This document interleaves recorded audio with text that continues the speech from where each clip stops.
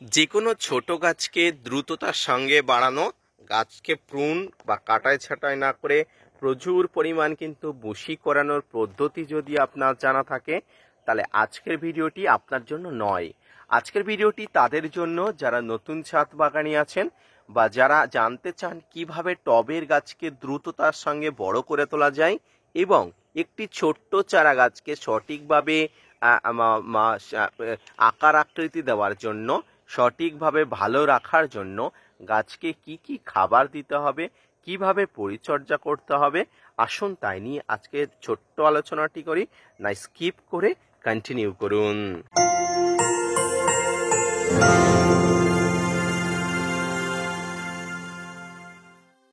সম্মানীয় দর্শক এবং শ্রোতা বন্ধুরা, দেশ এবং দেশের বাইরে থেকে যে যেখান থেকে আজকে আমার ভিডিওটি দেখছেন, প্রত্যেককে নমস্কার, সালাম, আদাব জানিয়ে আজকের ছোট্ট উপস্থাপনাটি শুরু করছি।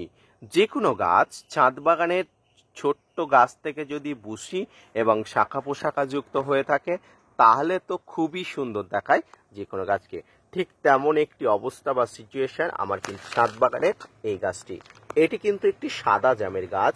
ছোট থেকেই কিন্তু এটি স্বাস্থ্যবান, ছোট থেকেই কিন্তু এটি বুশি। এর অন্যতম কারণ হলো এই তিনটি জিনিস, অর্থাৎ এর সঠিক খাবার, গাছের সঠিকভাবে পোকামাকড়ের আক্রমণকে প্রতিহত এবং সঠিকভাবে কিন্তু গাছকে দেখভাল করার এই তিনটি পদ্ধতি কিন্তু যথাযথ নিয়মে যথাযথভাবে করা হয়েছে। প্রথমেই আসি গাছকে রোপণ। দেখুন, যে কোনো গাছকে আপনি যে কোনো জায়গায় রোপণ করুন না কেন, সেই মাটিতে যথাযথ খাবার যাতে থাকে বা খাবারের যথাযথ কিন্তু ব্যবস্থাপনা যদি আপনি করতে পারেন, সেক্ষেত্রে কিন্তু গাছ বড় হয়ে উঠবে। তো কি কি খাবার আপনি প্রয়োগ করবেন? এই মাটিতে আপনি যে খাবার দেবেন বা যে খাবার প্রয়োগ করবেন, সেটা হলো মিশ্র খাবার।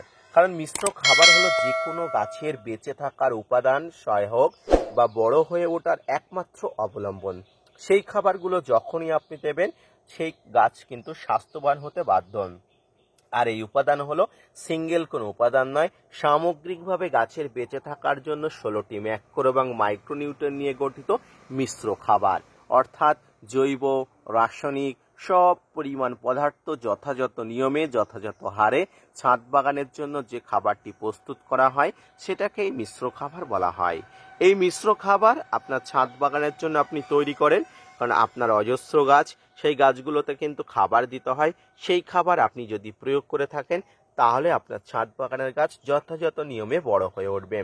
প্রতি 2.5 থেকে 3 মাস অন্তর অন্তর ছাদ বাগানে ছোট থেকে বড় প্রত্যেকটি গাছে আপনি নিয়ম করে প্রয়োজন অনুযায়ী টবের উচ্চতা, গাছের মাটি সবকিছু নিয়ে কিন্তু গাছে যদি খাবার প্রয়োগ করেন, অবশ্যই কিন্তু গাছ ভালো থাকবে, বড় থাকবে।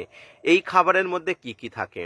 প্রথমেই বলেছি, সমগ্র জৈব এবং অজৈব পদার্থ, রাসায়নিক পদার্থ মিলেমিশে থাকে, তাই কোনো কিছু মেনশন করলাম না।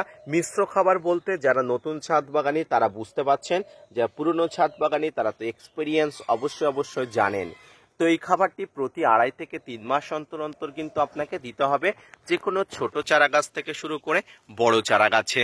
ছোট থেকে বড় প্রত্যেকটি গাছে যদি আপনি যথাযথভাবে দেন, তাহলে কিন্তু গাছ বড় হয়ে উঠবে। এবার আসি গাছে ঝাঁকড়া করা। গাছ ঝাঁকড়া অর্থাৎ বুশি করা কিন্তু আলাদা একটা লজিকের ব্যাপার থাকে, আলাদা একটা পদ্ধতির ব্যাপার থাকে। কারণ বুশি বা ঝাঁকড়া যদি আপনি না করতে পারেন, আপনার ছাদ বাগানে কিন্তু গাছ সুন্দর দেখাবে না, বড় হয়ে উঠবে না। তাই শুধুমাত্র গাছ লম্বা করে না বাড়িয়ে আপনাকে কিন্তু বুশি করতে হবে, ঝাঁকড়া করতে হবে।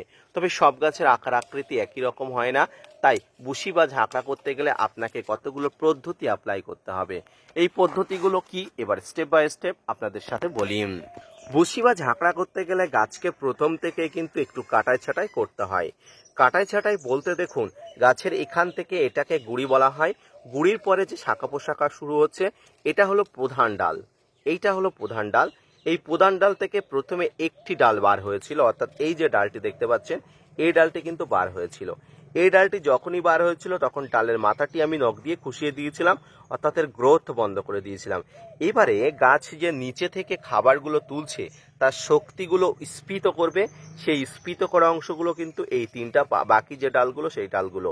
এবারে এই ডালগুলো যখন বড় হয়ে গেল, যথাযথভাবে এই ডালগুলো বড় হয়ে গেল, ঠিক আবার এসে এখানে এসে একই নিয়মে নখ দিয়ে খুশিয়ে দিলাম, নখ দিয়ে খুশিয়ে দেওয়ার পরে আবার স্ফীত অংশগুলো 3টা দিকে ছড়িয়ে পড়লো এবং প্রধান ডালগুলোও কিন্তু আমি বাড়তে দিলাম। এইভাবে কিন্তু গাছ বেড়ে গেল।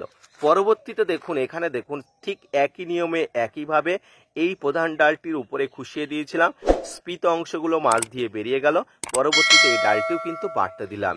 এইভাবে কিন্তু স্টেপ বাই স্টেপ আপনাকে কিন্তু বাড়াতে হবে। কারণ আপনি দেখুন, এই একটা স্টেপ আমি করেছি, এখানে একটা স্টেপ হয়েছে, পরবর্তীতে এখানে একটা স্টেপ হয়েছে।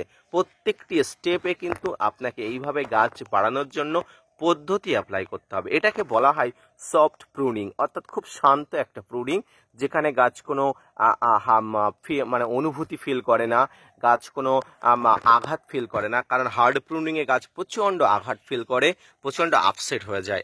আমরা ছাদ বাগানে গাছকে আপসেট না করে, গাছের বৃদ্ধিকে ত্বরান্বিত না করে কিন্তু আমরা এই ধরনের প্রুন করলে গাছ সুন্দরভাবে স্বাভাবিকভাবে বড় হয়ে উঠবে। তাই মনে রাখবেন, যে কোনো গাছকে বড় করে তোলার জন্য আপনার যথোপযুক্ত ব্যবস্থা, যথোপযুক্ত পরিচর্যা কিন্তু অবশ্যই প্রয়োজন। তবে এই মুহূর্তে আপনাদের যাদের ছোট গাছ আছে, পরিচর্যা করুন, খাবার দিন।